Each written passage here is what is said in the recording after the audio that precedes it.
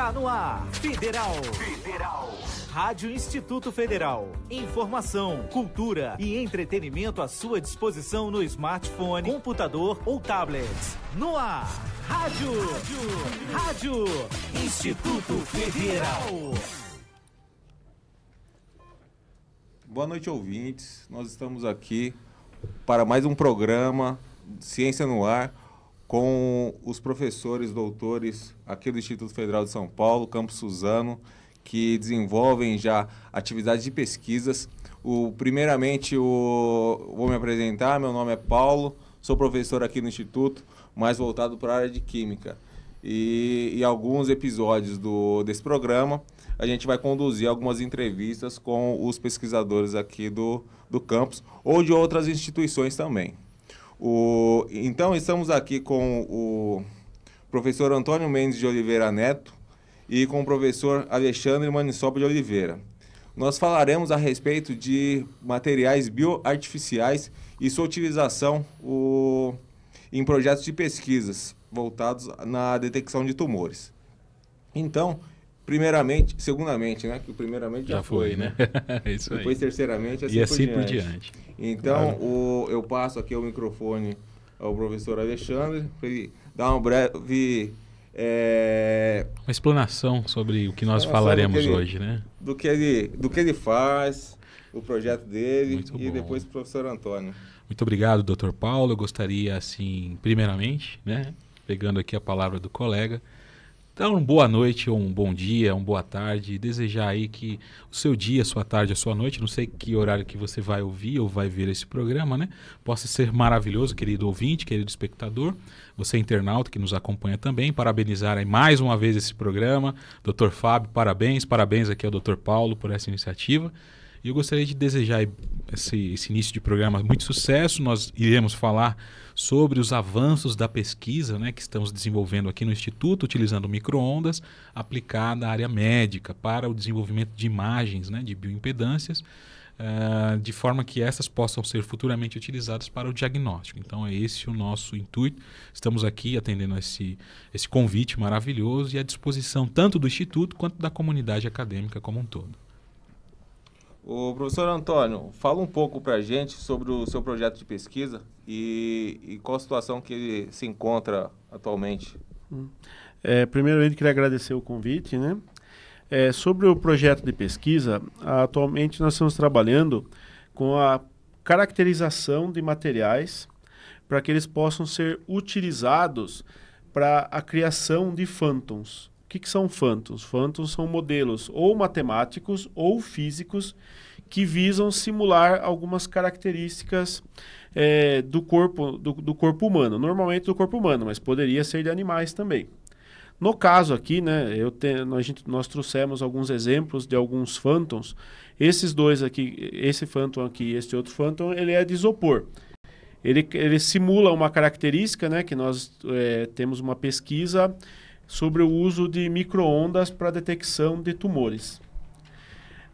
No início da pesquisa, nós produzimos fântons que não são realísticos, ou seja, que eles não simulam características de medidas da micro-ondas, que no caso são as constantes dielétricas. Eles não têm a função de simular realmente como é a cabeça de uma pessoa. No caso, esse fânton aqui para a simulação de uma cabeça. Nós temos um fânton, esse é o fânton com um tumor, então internamente aqui tem uma pecinha de metal que ele simula a presença de um tumor. E o outro aqui seria uma cabeça, né, com um cérebro sadio, que não tem um tumor. Só que o problema é que o fânton de isopor, ele não simula as interações eletromagnéticas corretamente, com relação a uma cabeça. Certo. E aí veio a ideia de nós produzirmos materiais que possam simular corretamente as interações eletromagnéticas, que no nosso caso é a constante dielétrica da média, né, da média da cabeça de uma pessoa, no caso mais específico da parte do cérebro. E aí veio a ideia de, usando uma impressora 3D, nós criarmos um modelo que ele é vazio por dentro, a gente possa preencher com algum material que faça essa simulação. No caso, essa daqui, né? Que No caso, é essa cabeça. Que vocês confeccionaram ali Isso. em impressão 3D. Usando uma impressora 3D. A gente quer agradecer, inclusive, ao professor Regis por ter fornecido a impressora para a gente poder produzir esse Phantom. Aí o próximo passo é nós encontrarmos materiais adequados que representem as mesmas interações eletromagnéticas que o cérebro tem com relação às micro-ondas, para que a gente possa usar as micro-ondas para detectar a presença de um tumor aqui dentro. E existe alguns trabalhos relacionados a materiais bioartificiais que utilizam uma mistura ali de colágeno e outros polímeros para apresentar um coeficiente de elétrico ali próximo ali ao do corpo humano. E é mais ou menos nessa toada que vocês pretendem desenvolver esse projeto? Sim, só que ao invés de usar colágeno, nós estamos procurando por materiais que sejam mais baratos para a produção do Phantom, porque o colágeno em si não é um material muito caro, né? Mas como nós precisamos que a constante de elétrica do material seja semelhante ao do tecido, então é difícil você encontrar os que sejam com valores próximos ao do cérebro. Então nós estamos trabalhando, por exemplo, com água desmineralizada e etanol, que são materiais que a hora que você cria uma solução com os dois, você chega em valores próximos ao que é encontrado na média do cérebro de uma pessoa. Já que você comentou a respeito de valores, qual que é o valor de um Phantom vendido comercialmente, de cabeça? Em torno de $25 mil. $25 mil. Hoje pegando na faixa de 3 de 3 dá uns 3,30. 78 mil reais, mais ou menos. E se a gente se nós conseguirmos produzir um Phantom utilizando água desmineralizada e etanol, que são substâncias materiais que você encontra a preços bem baixos no mercado, né? Isso seria muito útil para o nosso trabalho. Porque a gente poderia produzir vários tipos de Phantoms a um custo baixo. Claro, lógico. A ideia é essa. Só para entender, então, o trabalho de pesquisa de vocês. Vocês têm um modelo onde vocês preenchem aqui com determinado material que se aproxima das mesmas condições do corpo humano. Isso. E a partir daí, como que será feita essa detecção dos tumores? No caso aqui da cabeça. Então, no caso, nós utilizamos uma técnica que utiliza uma antena desenvolvida pelo professor Alexandre no trabalho de doutorado dele. E com essa antena a gente faz uma varredura, ou seja, a antena ela é deslocada no eixo horizontal.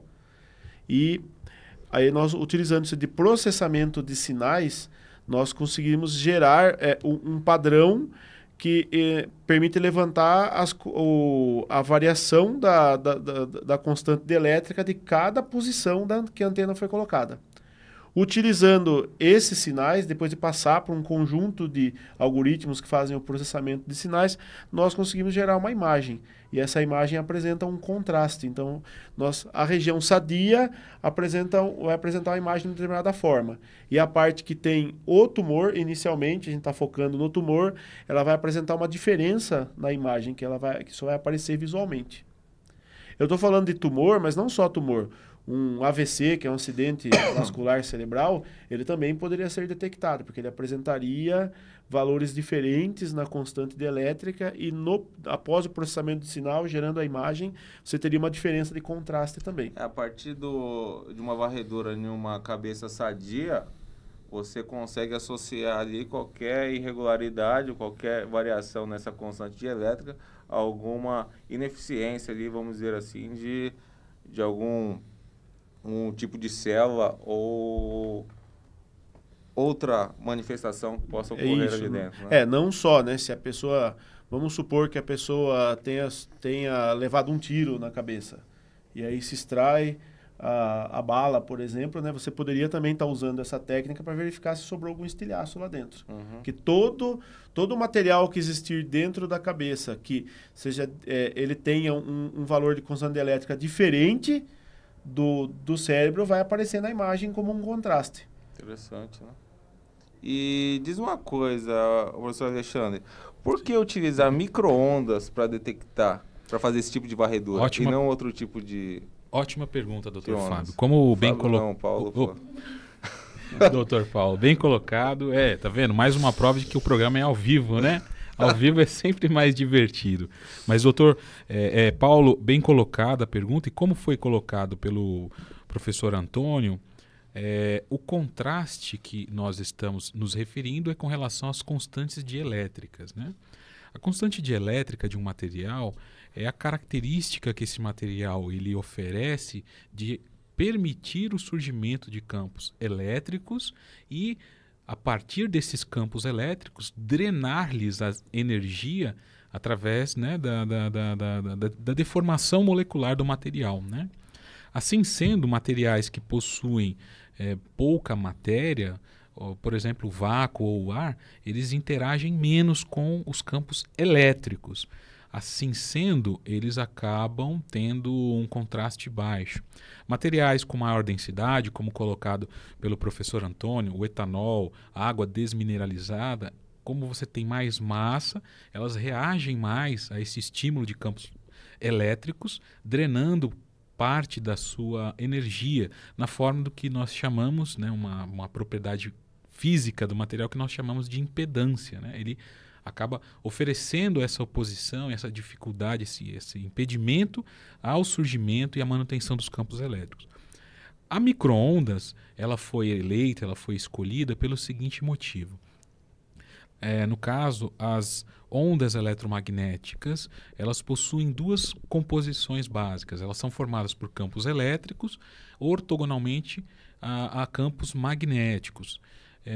Os campos elétricos e magnéticos trabalhando em conjunto, eles geram o que nós chamamos de ondas eletromagnéticas. A micro-ondas são ondas eletromagnéticas de alta frequência, elas operam na faixa de gigahertz, ou seja, de bilhões de ciclos por segundo. Estas ondas, elas possuem um comprimento de onda pequeno. O que é um comprimento de onda? Uma onda de 6 GHz, ela precisa de algo em torno de 5 centímetros para fazer a mudança de fase do vetorzinho campo elétrico. Então aqui o vetor está apontando para baixo, por exemplo. Ela precisa de 6 centímetros de deslocamento para o vetor apontar para cima, né? Então ela vai fazer essa... Aliás, ele vai apontar para baixo, vai apontar para cima e vai voltar para baixo. Então esses 360 graus que esse vetor vai perfazer ao longo desse comprimento de 5 centímetros, nós damos o nome de comprimento de onda. Então, 6 centímetros é um comprimento de onda relativamente suficiente para nos dar resolução para encontrar anomalias em um objeto do tamanho de uma cabeça de uma criança, por exemplo. Se estivéssemos trabalhando com ondas de menor frequência, como FM, que está na faixa do UHF, VHF, ondas menores ainda, que estão trabalhando em megahertz, o comprimento de onda seria tão grande que nós não teríamos resolução suficiente para detectar, né, essas anomalias dentro de um corpo como esse. Então, ondas de comprimento maiores, que é o caso de baixas frequências, elas também são utilizadas nesse tipo de tecnologia que nós conhecemos chamada radar, né? Só que para fins militares, fins de defesa, onde os alvos são maiores, estão a maiores distâncias, né?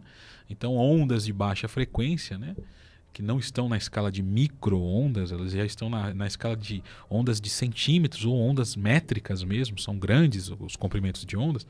Elas têm a seguinte característica: elas, por terem comprimento de onda maior e uma frequência menor, elas acabam perdendo menos energia para o meio. Então elas conseguem se propagar ao longo de maiores distâncias. Então por isso que radares marítimos, por exemplo, operam com ondas de frequências menores. Nesse caso, a gente vai operar com um aparelho muito próximo da cabeça. Então a gente quer o quê? Resolução. A gente quer encontrar aqui corpos estranhos, sejam isquemias, AVCs, tumores ou qualquer outro tipo, que sejam pequenos, né? Na ordem de alguns centímetros, quiçá de alguns milímetros. Para isso, a gente precisa de ondas com comprimentos menores. Por isso que a gente escolheu as micro-ondas. Entendi. A ressonância magnética, ela já atua na detecção desses tipos de tumores, por exemplo, com uma certa perfeição, vamos dizer assim. Sim. Por que, então, você está propondo a detecção por micro-ondas, já que já existe uma técnica de identificação desses corpos malignos no caso da cabeça? Sim, sem dúvida alguma. Dr. Paulo, essa pergunta também é extremamente pertinente. Vai nos dar aí a oportunidade de apresentar aqui para os ouvintes da rádio, para os espectadores também no YouTube, né, a oportunidade de vislumbrar o seguinte: entre a consulta médica, né, entre o primeiro contato com o clínico geral, né, até o momento em que você vai efetivamente realizar uma tomografia, uma ressonância, existe um espaço, existe um vazio de talvez meses ou até mesmo anos, né? Que você acaba perdendo a possibilidade de fazer um diagnóstico prematuro. Por quê? Estudos comprovam que a detecção de tumores em outras regiões do corpo, elas são mais fáceis de serem realizadas, até por conta da diferença de contraste, né? Então eu vou até pedir para o Dr. Antônio fazer aí uma colocação em relação a isso. Já o cérebro, o contraste entre o tecido tumoral e o tumor é relativamente pequeno, da ordem de 15%. Assim sendo, você precisa de uma antena de alta resolução, você precisa de algoritmos extremamente eficientes no que tange aí ao processamento de sinais, de forma que você possa detectar esses tumores aí com micro-ondas. Mas, como existe um gap enorme, né? Existe um espaço, um vazio entre a consulta médica, onde o médico, né, somente com o questionário, com a observação dos sintomas, ou até mesmo, né, com o ato de apalpar a cabeça, talvez ele não tenha condições de diagnosticar um tumor inicialmente, né, um tumor assintomático, né, um tumor de dimensões pequenas, né? E aí, se ele não tem sinais de que a pessoa é portadora de uma patologia como essa, como é que ele vai poder justificar, por exemplo, né, a solicitação de um exame tão caro como esse? Além do que, esses equipamentos têm uma manutenção de custo relativamente elevado, eles também possuem dimensões, tamanho que inviabiliza o seu uso na forma de equipamento portátil. Entretanto, esses equipamentos eles possuem alta resolução e definição de imagens. Então, esse sistema que nós estamos propondo, já deixo claro, ele não tem a pretensão de substituir os equipamentos atuais que utilizam tanto radiografia quanto ressonância, tomografia. Não. Esse equipamento ele está sendo estudado, está sendo proposto para que ele possa ocupar esse espaço entre a consulta médica e o momento em que o médico decide encaminhar o paciente para uma ressonância, para uma tomografia. Assim sendo, imagine um equipamento pequeno, portátil, que esteja acessível ou tão acessível quanto equipamentos medidores de glicemia ou equipamentos medidores de pressão arterial. Qualquer pessoa possa ir até uma farmácia, uma loja especializada em equipamentos médicos e comprar esse equipamento. Você vai vestir esse equipamento, acionar. Ele vai fazer uma análise do seu tecido cerebral. Se ele encontrar uma anomalia, ele vai te informar através de um display ou de alguma informação. Aí você vai procurar o médico. O médico vai ter o equipamento dele lá, ele vai fazer o mesmo teste, vai repetir o teste, vai detectar que existe um corpo estranho na cabeça da pessoa e aí ele prontamente vai encaminhar essa pessoa para um exame do tipo tomografia, ressonância, raio-x, enfim. De forma que ele possa ali ter mais subsídios, né, para solicitar esse exame prematuramente e detectar esse tumor muito antes da manifestação de sintomas, muito antes, né, da pessoa começar a sentir os desconfortos desse tipo de problema. Então a ideia é essa, não é substituir, né? O equipamento poderia substituir, claro, você desenvolver ele com maior potência, com frequências maiores, você teria maior resolução, mas não é a ideia. A ideia é desenvolver um equipamento de baixo custo que possa ser utilizado de forma portátil entre esse espaço da consulta médica e a imagem de alta resolução desses equipamentos maiores. Entendi. Então, utilizando a mesma lógica da detecção desses tumores cerebrais, a gente pode estar extrapolando esse tipo de método para encontrar, por exemplo, tumores na região da mama. Podemos sim. Inclusive a região da mama, existem estudos que mostram. O Antônio, eu vou pedir para ele. Você poderia falar, Antônio, por gentileza. Então, já existem estudos mostrando que é possível se diagnosticar a presença de câncer na mama. Até porque o contraste entre o tecido saudável e o tumoróide é mais de 1000%.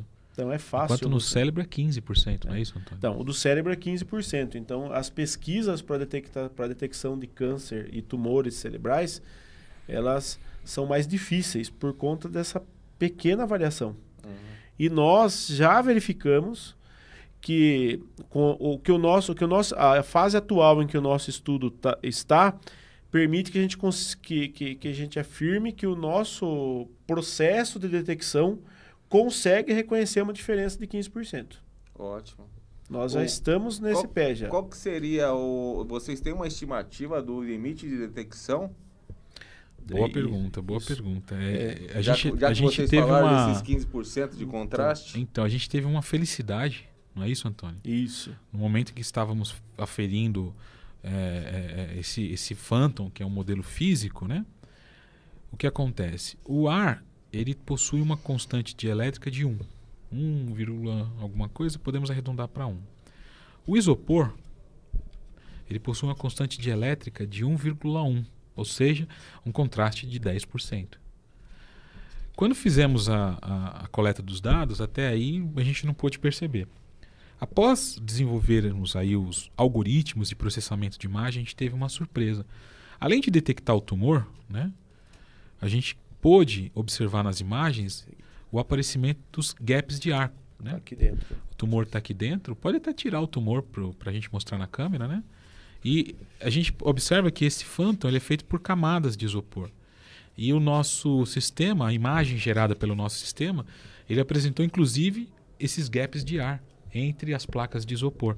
O que mostrou, né, para nossa surpresa, que a resolução desse método ela é capaz de detectar esse contraste de 10% de constante dielétrica. Isso indica que você conseguiria identificar um tumor ali bem no princípio ali do...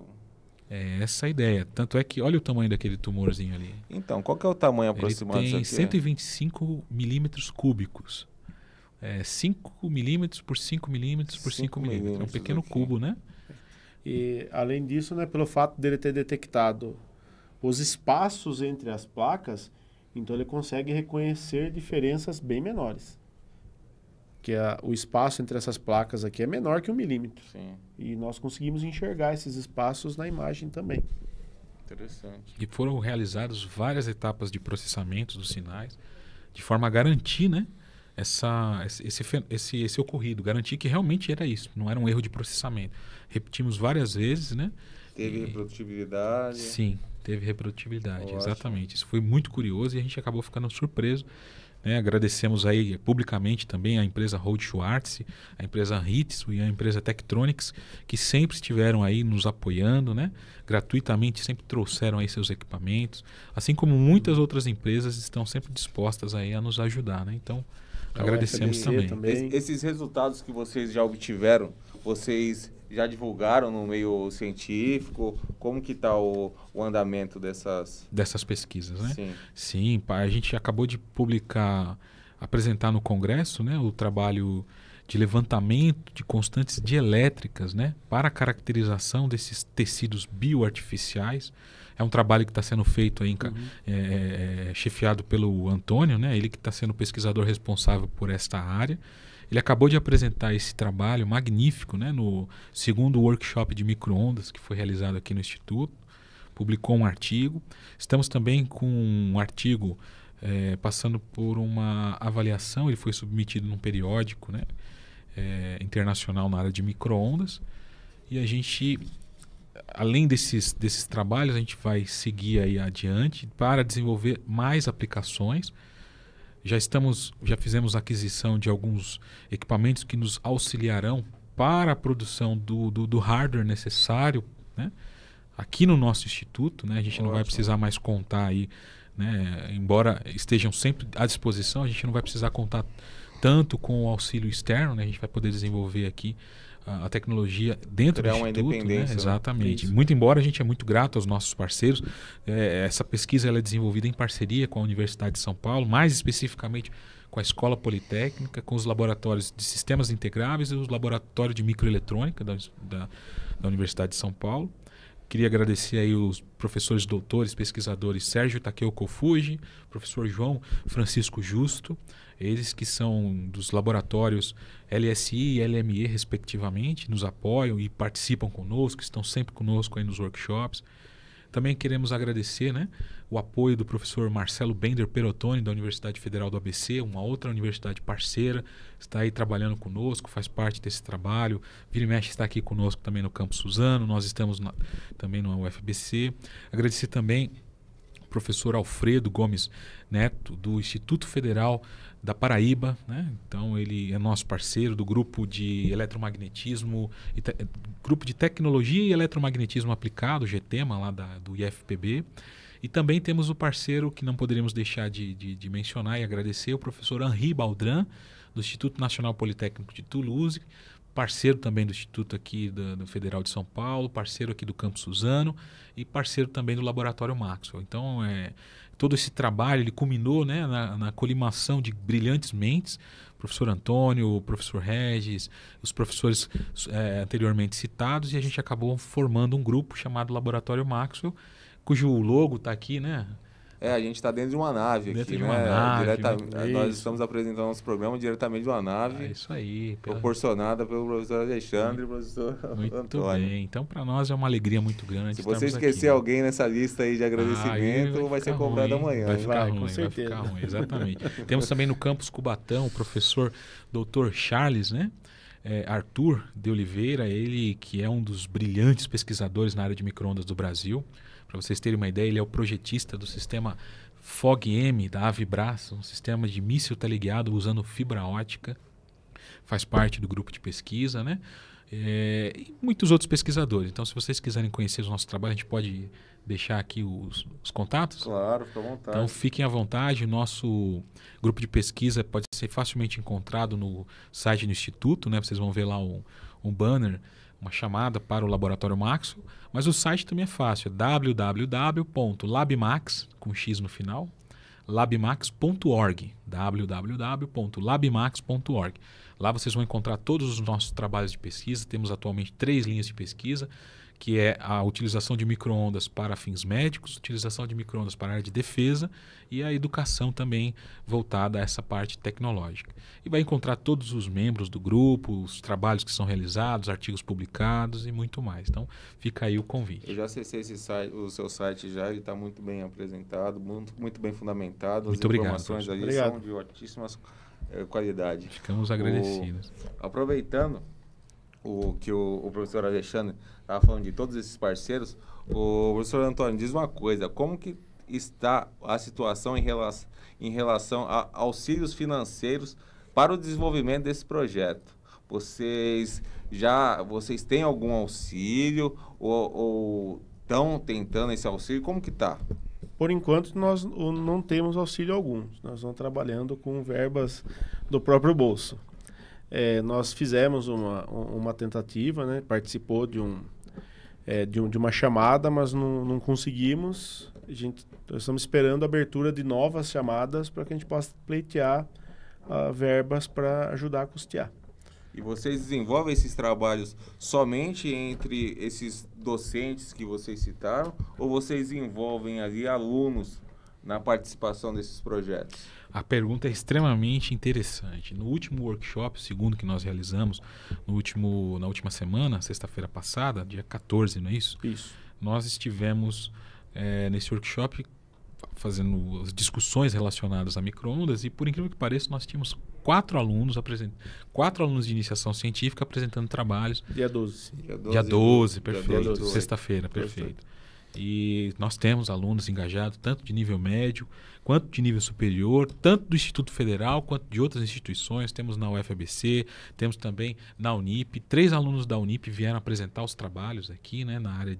Eles são alunos de engenharia elétrica e fazem parte do nosso grupo, fazem pesquisa conosco, estão avançando conosco. Então, sim, nós temos tanto professores quanto alunos dispostos e muito engajados. Atualmente, nós estamos pleiteando uma verba de um projeto universal do CNPq, né? Eu também estou. Estamos, né? Estou aguardando o resultado. Vamos aguardar. Estamos sendo muito pressionados também pelos pesquisadores sêniores do nosso grupo para submetermos um projeto FAPESP, né? De fluxo contínuo. Então a gente vai se preparar mais resultados, finalizar essa etapa aí de desenvolvimento dos algoritmos de processamento de sinais para a gente poder focar aí nesses órgãos de fomento. Então, são órgãos que, em geral, são pleiteados por brilhantes pesquisadores que já têm uma base consolidada, têm uma massa crítica formada, um currículo fantástico. Então, para que a gente possa aí fazer, né, uma competição com esses notáveis pesquisadores, a gente está preparando um material, né? Então, inicialmente, a gente está investindo realmente, né, uma verba nossa, estamos contando com o apoio de empresas, né, no que diz respeito ao empréstimo de equipamentos, toda a parte de substrato para a fabricação das antenas. Essas antenas são fabricadas com material importado, vindo dos Estados Unidos, quem forneceu generosamente, e a nosso parceiro foi a Rogers Corporation. Deixo aqui os meus agradecimentos a Rogers. A Rogers é um dos maiores fornecedores de materiais de micro-ondas para circuitos de aviônicos, da indústria de defesa, indústria aeroespacial. E aí a gente apresentou o projeto e eles se colocaram totalmente à disposição de fornecer quantas placas a gente precisasse. Então deixamos aí o agradecimento a Rogers. Então o foco é esse, a gente produzir, desenvolver tecnologia, né? Formar a nossa massa crítica de forma que a gente possa pleitear aí de igual com os gigantes da academia. Deixando claro que o grupo ele é um grupo novo, ele foi consolidado recentemente, né? Agradecemos aí o Dr. Paulo aqui da Coordenadoria de Pesquisa do Campus Suzano, que sempre nos apoiou desde os primeiros momentos. Queremos agradecer também ao diretor Breno, que faz aí uma comunidade maravilhosa. Agradecemos também o diretor educacional, professor Antônio, que também sempre nos apoia. E agradecer a Pró-Reitoria de Pesquisa, né? Deixar aí nossos agradecimentos, tanto a Cássia, né, que sempre nos apoia, aceitaram nossa solicitação para a formação do grupo, analisaram prontamente, nos cadastraram no diretório de grupos do CNPq. Então, somos um grupo relativamente novo, estamos iniciando agora os nossos trabalhos, né? O laboratório de micro-ondas é um laboratório relativamente difícil de ser montado, ele exige uma certa precisão no que se faz, as dimensões, a qualidade dos materiais. Então leva-se um tempo, mas a gente vai chegar lá com toda certeza, né? Claro. Então o grupo está se formando agora, então a gente está com expectativas bem positivas aí para o futuro. Como foi colocado pelo Antônio, a gente realmente pleiteou um edital recentemente. A gente fomos muito felizes nesse edital, mas assim como nós, muitos outros grupos também foram felizes, né? E a gente, embora a gente teve pontuação, a gente não foi contemplado graças aí ao bom trabalho de outros grupos de pesquisa. A gente vai com certeza continuar aí trabalhando para que, com uma verba de fomento, a gente possa alcançar resultados mais rápidos, mais precisos, com maior qualidade, né? Através de equipamentos melhores, através de materiais melhores, né? E através da participação, né, de outras searas da academia de micro-ondas, né? Então estamos aí ávidos por receber verba para podermos frequentar mais os nossos parceiros distantes, tanto na Paraíba, né? Nós temos aí o IFPB, a Universidade Federal de Campina Grande, quanto também na França, lá em Toulouse, no Instituto Politécnico, com o professor Henri Baldrin. Então, a gente está bem focado. O foco da nossa pesquisa é atender a necessidade imediata, né, da nossa sociedade, que é desenvolver um aparelho que fique nessa janela aí, entre a consulta clínica e a tomografia. Muitas vezes a pessoa vai para a tomografia já no estado terminal, né, no estado final. Infelizmente, a gente não quer que isso continue acontecendo. Então, por conta disso, a gente está focando aí, né, com todos os nossos esforços de forma a proporcionar essa tecnologia e viabilizá-la o mais rápido possível. Então a gente está correndo atrás, vamos ver se a gente alcança ela o mais rápido possível, porque esse tipo de doença ele não espera, né? Ele chega e ele devasta uma família inteira, não só a pessoa acometida por ela. Então, em muitos casos que a gente vê por aí, a partir do momento que foi detectado o câncer até o estágio terminal, é um período muito curto, né? Porque o câncer ele demora para ser detectado. Uma característica do câncer é ele ser uma doença silenciosa. Exponencial, né? E ela cresce exponencialmente, mas ela é silenciosa. Quando ela se manifesta, é porque o câncer já se desenvolveu a tamanho suficiente de incomodar o próprio organismo. E como nós já temos um hábito de fazer consultas periódicas ao médico, né?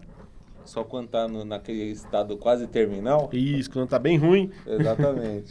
Então demora. Então a ideia é acabar, né? A ideia é você aparecer na consulta, ao invés o médico ele pode até te fazer um questionário, mas se ele tendo um equipamento que é barato, ele vai passar a fazer uso vai ser esse uso mais constante. Esse equipamento está em mãos, ele consegue detectar ali o câncer ali. A gente quer algo que seja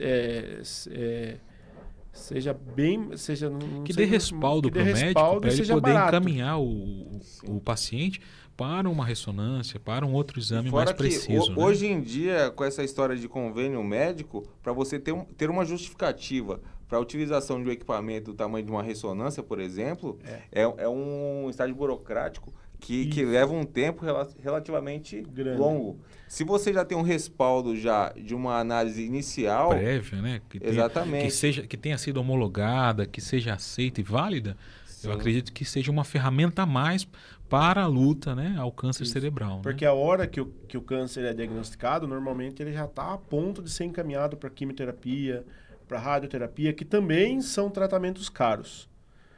Se nós conseguimos um equipamento que detecte nos estágios iniciais, até o tratamento acaba sendo mais barato. Então, isso aqui tem todo um conjunto... E não tanto agressivo ao corpo. Não tanto agressivo ao corpo quanto é quimioterapia e radioterapia. Exatamente. Mas o difícil do câncer é ele ser detectado nos estágios iniciais.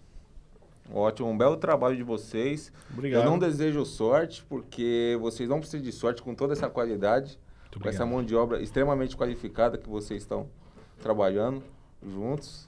E acredito que os frutos não vão demorar a ser colhidos, né? Num prazo relativamente curto aí, vocês vão estar em destaque em toda a comunidade científica. Assim espero, né? Muito obrigado, professor. Nós agradecemos e assim, nosso grande motivador são as crianças, né? Os nossos estudos eles apontaram números que foram assim alarmantes, né? Para com esse tipo de tumor e a incidência dele em crianças. Então, o nosso foco realmente é desenvolver um equipamento o mais rápido possível, se não o equipamento todo, pelo menos toda a base científica para que uma empresa possa assumir essa tarefa e proporcionar a viabilidade desse equipamento o mais rápido possível para o nosso mercado nacional e que sai para o mercado mundial. Até porque a gente não, nos nossos levantamentos bibliográficos até agora, a gente não encontrou nenhum equipamento que atenda essa necessidade que fica entre a consulta clínica, né, o primeiro contato com o médico, até os exames mais precisos por análise de imagens, né? Ótimo. Eu gostei muito desse programa, de conversar com vocês, aprender um pouco mais sobre esses biomateriais e dessa utilização de ondas, de micro-ondas. E eu acredito que, basicamente, nosso programa fique por aqui. Caso vocês tenham mais alguma fundamentação para estar colocando. Só uma pequenina observação. Quando a gente fala tecidos bioartificiais, você pode ter várias denotações, né? Um tecido que vai ser usado na substituição de uma cartilagem, ele é bioartificial, mas ele tem uma denotação mecânica. Um tecido que vai ser colocado no modelo para o diagnóstico por ultrassonografia, ele tem uma outra denotação. No nosso caso, os tecidos que o Dr. Antônio está pesquisando e que a gente busca desenvolver são tecidos que vão ser utilizados pelo grupo, inicialmente, para validar a tecnologia sem a necessidade de utilizar cobaias ou seres humanos. Então, quando a gente tiver num nível de desenvolvimento tal que esse sistema não ofereça riscos para a saúde devido às exposições aos testes, né? Aí a gente vai passar por um conselho de ética.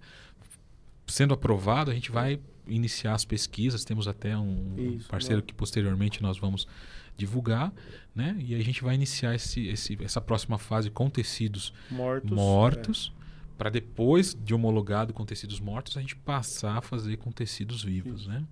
Então tem todo tem todo um caminho das pedras, metodologicamente falando, que precisa necessariamente ser seguido de forma que a gente possa desenvolver uma tecnologia que possa realmente ser utilizada de forma segura e eficiente, né? De baixo custo, mas que seja segura e eficiente. Então, fazer só esse adendo, são tecidos que visam serem utilizados durante os procedimentos de desenvolvimento da tecnologia. Ótimo. Então, desde já agradeço a todos vocês que estão participando aí desse programa maravilhoso. Agradeço ao convite, né, do Dr. Paulo aqui também. Agradeço ao convite do Dr. Antônio, que também fez aí esse convite. Muito obrigado, estou à disposição. Eu agradeço também o convite para participar. Eu que agradeço, e vocês estão convidados sempre a estar participando dos nossos programas, não só esse, como os outros também. Então, estamos à disposição. Sala A108. É só chegar lá, tomar um chazinho com a gente e nos convidar. Estamos pegar uma bala. Opa, estamos aí, à disposição, sempre. Então é isso. Obrigado, ouvintes. E até o próximo programa de Ciência no Ar. Um abraço.